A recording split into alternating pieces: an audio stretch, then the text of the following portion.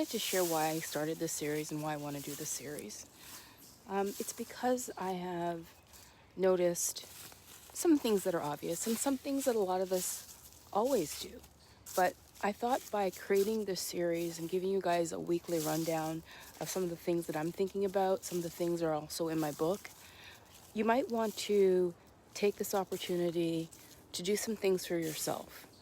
And it really is all about how you manage your time online and not being afraid of technology because it's not there to do that, and reclaiming the fact that you are a human being, you have autonomy, you have choices, and you can make the right choices, but without letting yourself fall into these echo chambers and get influenced by things that really don't matter, don't mean anything.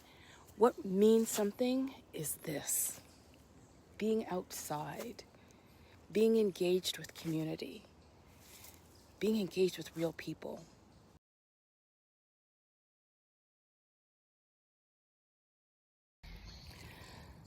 You know, the reason why I started this series and the reason why I wrote this book was I lost my job and I broke my arm a few months after that. So the combination of being unemployed and physically unable to do a lot of things started my journey down the social media rabbit hole. And that's when I got this wake-up call. Oh my God, is there anything here that is popular, that's actually supportive? Or is it all controversial? And then I started thinking, I don't believe a lot of what I'm seeing here. And I had to get offline just to sort of reconnect with what my true values were, instead of just readily accepting what I was seeing online as fact. And of course, we know that there's not a lot of true fact out there. But I also think that there's a change. I see a shift happening. I see people realizing that the veil and the BS that people are peddling, they're just not accepting it anymore. People are just not at a point where they're going to readily accept what the powers that be tell them. And it doesn't mean, what am I trying to say? It's not just limited to the so-called experts. I think people are really tapping into their own inner guidance nowadays. And that's really important because we are at an inflection point. We're at a point where we can readily give our thoughts and beliefs over to what we see online and what the so-called, gurus and experts and political leaders and religious leaders and whatever the leader, entertainment leader out there tells us. Or we can start thinking for ourselves. Because what we used to aspire to, especially when it comes to some of those material things, we're starting to realize that they're not as fulfilling as we thought they would be. And the lives that some of these people live aren't as meaningful or joyful as they pretend to be online.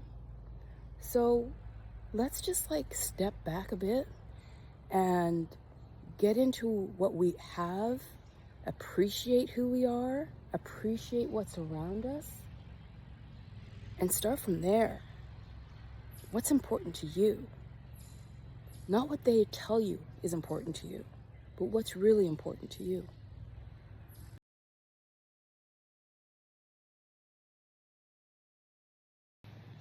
I spent my career as somebody working in IT and never really thought about the harm it could potentially cause until I was on the other side of it.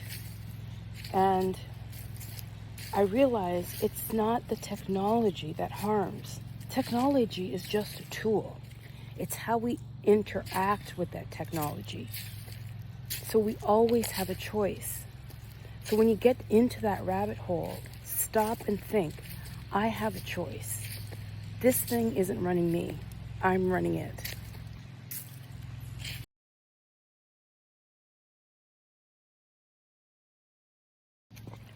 I guess the other thing is that we do need communities. We do need people to engage with. And the idea of doing that online, it's fun because if you're in remote areas or if you want to connect with somebody on the other side of the world, doing it online is a fantastic way to do it.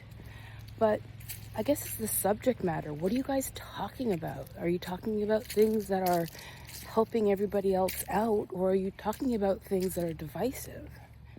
I think that's the thing, right? Like, where do we go from here?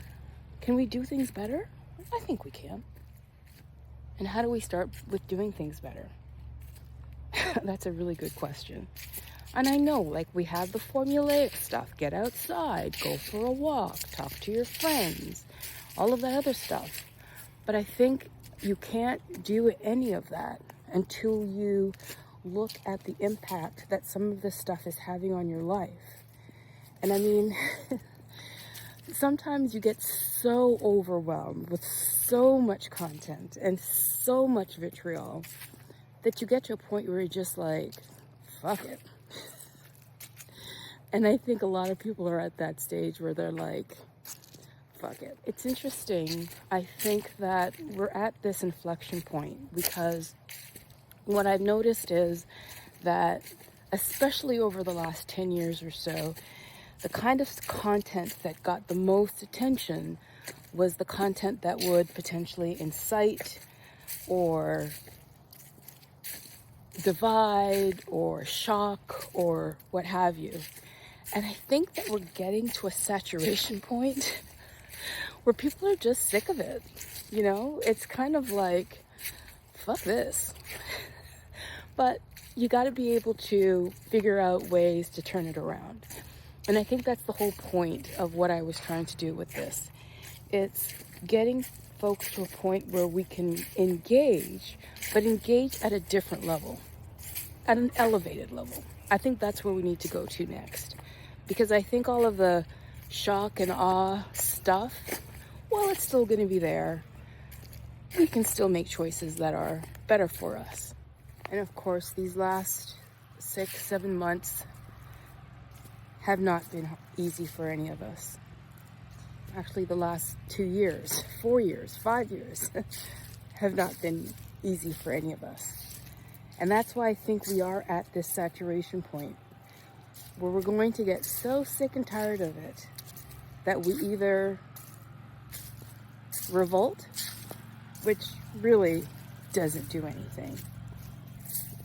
Any sort of violence, it just creates more tension, more of a divide, more excuses to point fingers at each other. And I think people are at a point where this is just not working. We need to figure out a way to come together. I hope it doesn't have to be after something that is so harmful that we can't come back from it. I hope it's something that really does unite us. Because I think that that's where we need to go next. Some of the stuff that we're seeing, and maybe it's just my gut or my intuition, it's a lot of distraction, it's a lot of noise, but I think there's something else happening behind the scenes. I just can't put my finger on it.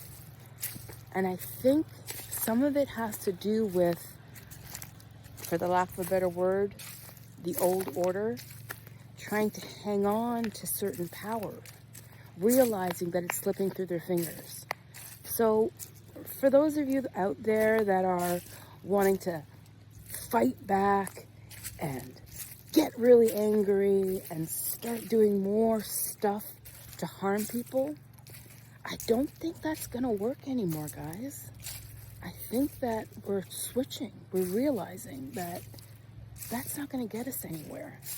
So now, let's figure out how we can work together to move forward.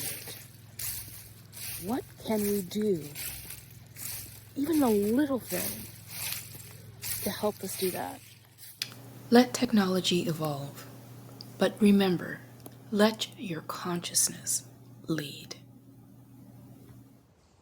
So, I hope if any of you have participated in the entire program, that you are a little bit more open to the idea of taking back your sovereignty online, not letting yourself be so easily influenced, and stepping back every now and then to figure out whether or not what I'm consuming online is supporting me or if it's draining me.